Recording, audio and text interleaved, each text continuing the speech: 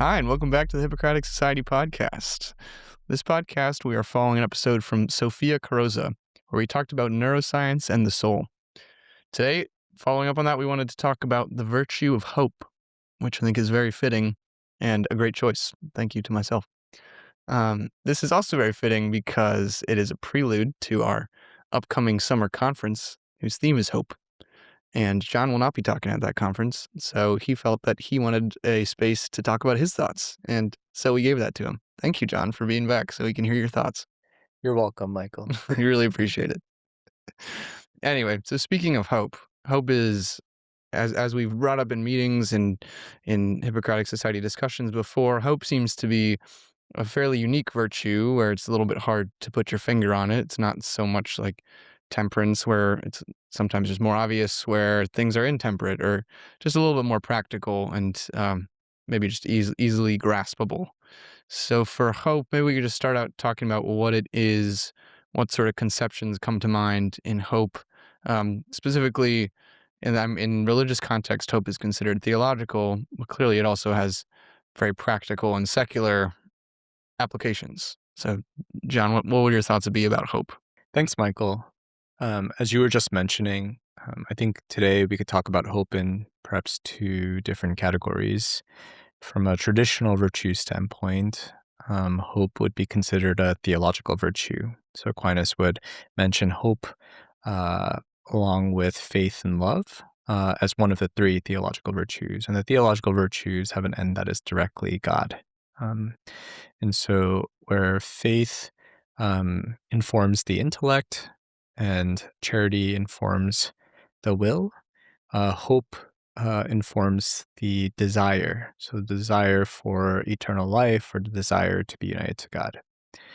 Now, that's in the kind of traditional virtue sense, but I think as we talk about it in medicine, the reason why I mentioned that is that we also want to distinguish that there is a type of hope that the patient is talking about, which actually may be more theologically oriented for many patients. But then there's hope as a, maybe one could say, like a moral virtue, Mm. um, a way in which hope, in a maybe more secular or non-religious sense, is this desire, still a desire, right? It's based in this desire for um, uh, the fact that something may improve or something may get better, or that there may be a change in the current situation that a person is in, but always directed towards the sense in which hope is also an aspect in which the person is reflecting interiorly towards like that which is good and the desire towards achieving that good. Hmm. Yeah, okay. A lot of questions come up, but maybe we can continue to parse that out about the good and desire. Ben Frush and Brewer Everly have this article on hope in clinical practice, and they, I think, drawing on other sources, pull apart four aspects of hope, where there's seeing the good, sort of recognizing it as good, having a forward-looking perspective, so you're always pursuing that good and not sort of just remaining in the present moment in despair, um, and then being able to take action towards that good.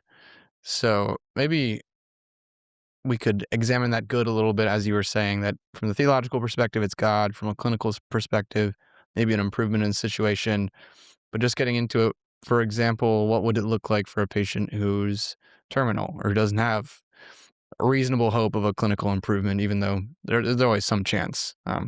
What would hope look like for them? What is the good that they're pursuing? Yeah.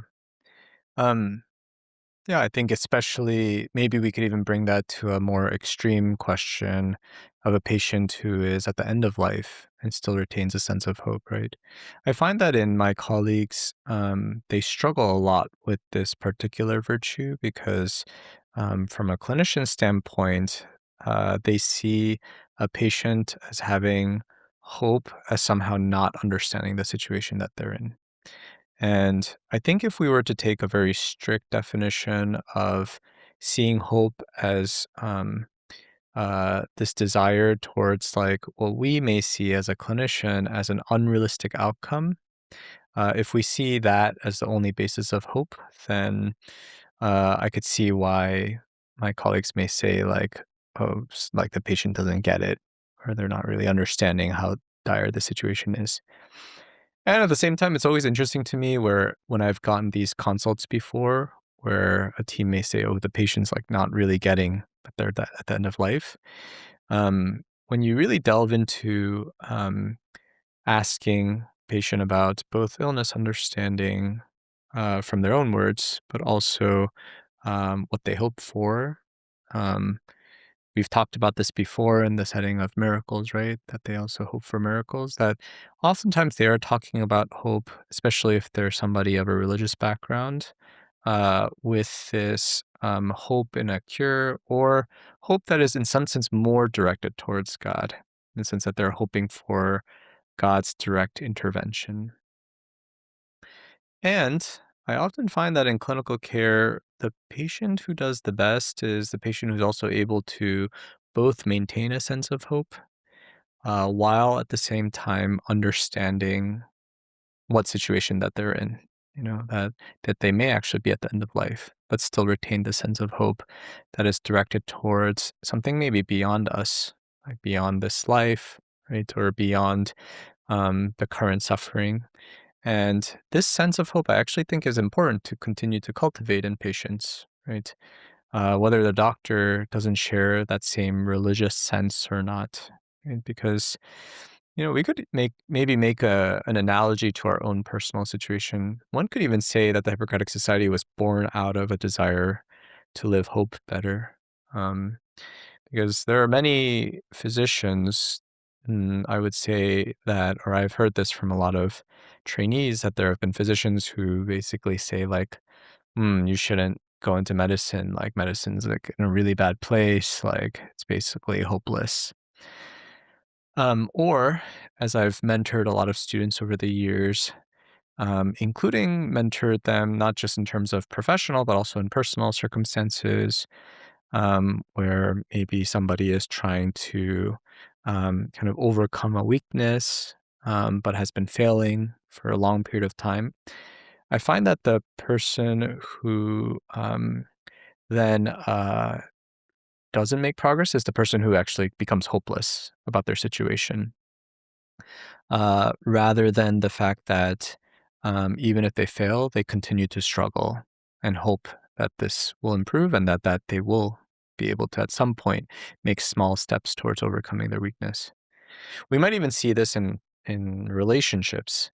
Um, when you're trying to help a friend through a particular struggle, or a friend overcome some addiction, let's say. I think the worst thing is when we lose hope in them because then we no longer try with them. Like we no longer are there to try to help Hmm. them take next steps. It's actually only when we maintain a sense of hope in them as well that they will be able to get over this that we continue to struggle alongside them. And so I think this is the same in medicine and also in the same in which we care for our patients. Like when we also become hopeless, it like is reflected also to the patient too. That we also have to keep cultivating in some sense the sense of hope, but also at the same time doing our duties as a clinician to inform the patient, make sure that they understand, have good illness understanding, but that the hope is oftentimes their ongoing struggle and desire for something more. And that's not some fantastical or improbable things. I mean, it's not my place here to discuss theology and what's like possible and not possible after death. Um, and at the same time, there's also many interesting scientific hypotheses and theories of uh, near death experience, etc., that still point towards like maybe there actually something maybe transphysically here.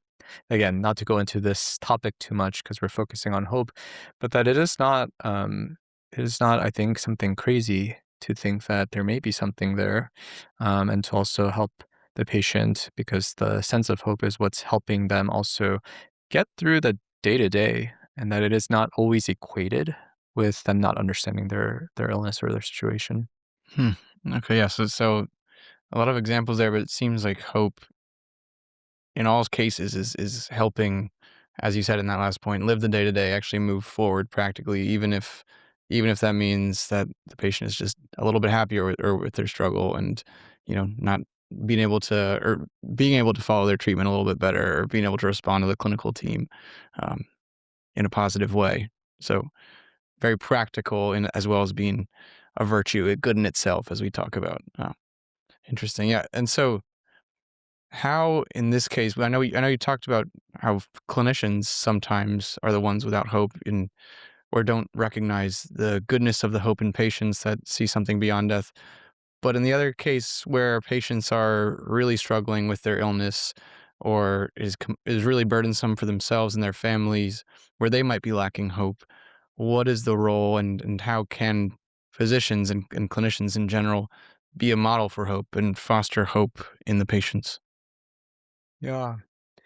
Um, I personally, and this is also, in some sense, maybe a podcast on its own, is around like miracle language. But sometimes a patient will bring up this sense of like, I hope in a miracle.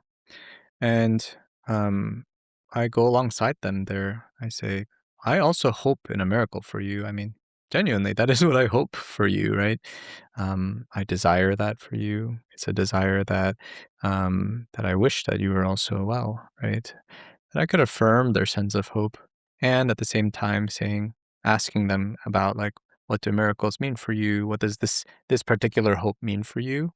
And then within that context, then being able to also counsel them in terms of, I still hope for you, and let's practically make some considerations if things were not to turn out the way that we hope for. That I want you to maintain your sense of hope, and like let's also do some practical planning right now. Because and I often explain this to my patients too that practical planning, just to make it clear, doesn't somehow create some voodoo bad luck. And I think sometimes like actually saying that out loud is important too, because there might be this subtle sense of the planning being equated with giving up. And I think that sometimes patients also can equate those two things or associate those two things. And so sometimes I like directly address it and say, planning doesn't mean giving up. That I want you to still maintain a sense of hope. And in that way, share that hope with them while also saying, and if things don't turn out in the way that we hope, right? That we are making the preparations for the people that you love, whether that's legacy work, whether that's caring for leaving some type of memories for their family, right? And the sense of giving of self to others, I would say the large majority, if not all patients, respond very well to explaining this balance of maintaining hope and also preparing. Hmm. Okay, I see. Yeah, so it's not so even in patients where there is hope, not sort of just allowing that to be the only thing and still focusing on the clinical care where there is practical progress to be made or even just practical preparation to be made in the case of in the worst case scenario. Um, Great. And then back to the clinician side, I guess being able to foster hope, I think, requires hope ourselves. Um, at least in my experience, and I'm sure in patients' experience as well, it seems that hope sometimes has sort of a physical component to it as well. Where if you're tired and if you're sick, I think sometimes it's just harder to actually live hope. If you're really healthy and it's a sunny day, it's 70 degrees here in Boston. I think it's a lot easier to feel upbeat, and there's sort of a mood component to it. So I guess how do we? And this is the whole thing with virtues is getting over the letting feelings and emotions control you and integrating the emotions with the intellect. But specifically with hope, how does one live hope without feeling hope, if that makes sense? Yeah. Um, I think it's important to clarify here that none of the virtues are about feelings. And so hope is not an exception here, that we do want to still identify like what the good is and to unite our intellect with the will. Now, this is not to say that we discount any of our emotions, but that maybe we also want to recognize things that are maybe based on feelings that are directed towards the good. So, emotions in which it helps us to live the good better or inspires us better to live the good, and the emotions that take us away from the good. Usually, those are, if we think about it from a Aristotelian point of view, um, things that may direct us to a good that is not a good that is that is the most fulfilling end. And therefore, the idea of virtues is to try to live this life of flourishing or eudaimonia, right? And so, to distinguish the types of emotions that bring us towards the good and therefore to grow those feelings as well, a sensitivity to those feelings that help us direct our will towards the good. And then also recognizing with a mindful awareness the feelings that may be making us more anxious about it or whatever it might be, right? That may misdirect us from the good. And so I think it's the same in hope too, to distinguish those factors where we can identify like what is the hope, the good that I'm trying to direct my will towards in this particular situation. Now, I mean, that's kind of theoretical, so maybe better to give an example. So going back to when I made this extreme statement about Hippocratic Society being all about hope, but in some sense, I think it is. I've talked about in different circumstances, this podcast in other places, the birth of the Hippocratic Society, and it was born from an experience of hopelessness. This sense where I woke up one evening and felt like I just didn't want to go in because it maybe didn't matter anymore, like what I was doing in the hospital. And I think that there are physicians out there who actually also give up medicine because of this sense of hopelessness. I think the important thing is that we don't completely disengage in it. And hopelessness leads us to this feeling of despair, where we then allow that feeling of despair to overwhelm our intellect, to allow that to say that this is an unsolvable problem. But I think that that's also looking at it from a level of despair because we are looking at it from perhaps like an outcome only mindset. So if we're thinking about things as just outcomes, which virtues are actually not about outcomes, they're about these processes, right? And so if we have hope um, in each patient interaction, how I could help a particular patient grow, or how I can grow a deeper bond with them, or have them take the next step in their own personal life. There's a lot to be hopeful for, actually, I think, in every medical encounter in medicine. But if we only see it as outcomes and system level, then we become disenfranchised. We think that we have no ability to affect this current situation. And then we kind of have this like approach where we let go of everything and say, there's nothing else that I could do other than leaving this particular situation, right? It goes back to the sense of that friendship where we like, if we give up on somebody, then we're just basically saying like, there's nothing else that could be done. But the right thing to do, I think, is to recognize with our intellect that actually, in every particular situation, I can still live a sense of hope, help patients to live each day with that sense of hopefulness, but also to live a sense of hope for medicine too, that we can reroute this profession of medicine, that each of that starts with every one of us trying to live more virtuously as a physician in each and every circumstance that he or she is in. I mean, again, I always say this disclaimer that like we talk about these things theoretically, and then of course in practice, there are times where we fail at that. There are particular patient interactions that we fail at that, right? And that we are not always the best version of ourselves, especially when we're tired, hungry, did a shift that was 28 hours and we're coming out of that, or just at times like accused wrongly by patients too, right? Whatever that might be, right? There's many things that may play kind of a sense of like into our feelings of hopelessness, but to recognize even in those places with mindful awareness that okay, like I feel really hopeless right now, but is that because I need to re-engage with my sense of like wonder, beauty, and what this hope means for the practice of medicine, which is such a privilege to practice and be with others, right, in their sense of suffering and to uplift them in their lives, right? Whether that is accompanying them and lessening the burden a little bit of their suffering, right? Or whether then I kind of like have this approach where I'm like, okay, it's like nothing's possible. Um, and recognizing that sometimes, like with mindfulness, like when I'm feeling hopeless about something, just also like kind of being like okay with it because I've definitely had times where I'm like, "Oh, I feel terrible right now." And then I just, like, have a moment of mindfulness, and then it's like, "Oh, yeah, it's because, like, I, uh, didn't sleep well last night, so it's okay." And I know that this is actually gonna pass. So it's not like something that I have to, like, pay so much attention to. Just be mindfully aware and recognize that that's, like, also a normal process that will be affected by the daily things and rhythms and circumstances of life, and that's also a normal part of life. Hmm.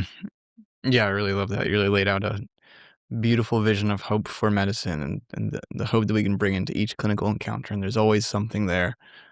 I really love that. And also something I've been thinking about recently in my bioethics program with structural problems in medicine and issues around financial incentives and insurance. And I think, yeah, I just love the positive view of hope that even just starting from our own individual action, we can make progress. We can help that individual patient, even when it seems like there's no hope. Yeah.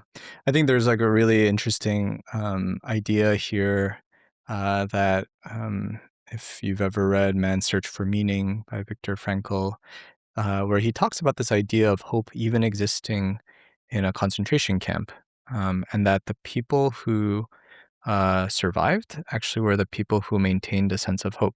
So he writes about this in the book, right? And I think that that's a powerful statement, that hope does allow us to keep going. It does allow us to have this sense for the future, whether it's for us or whether it's for future generations of physicians, medical students, that maintaining that sense of hope is, in some sense, I think, even a duty of our profession as a physician, that we together can figure this out. But we have to be together as a community. And the Hippocratic Society, I think, is really about that through community to rediscover the sense of hopefulness that there is, even when all external circumstances seem totally against us. And, how could you be worse than a concentration camp, right? But even there, Viktor Frankl says that people were those who maintained a sense of hope were the ones who were able to live, right? Live in the sense of kind of have the desire to and continued strength to not give up, right? And so, even in this circumstance of medicine, which can be very messy at times, the focus of the Hippocratic Society is to say, like, where is this internal locus of control where I decide that I will still positively hope because I see the good in medicine and I will make that decision to hope, even when all of the external structures seem hard.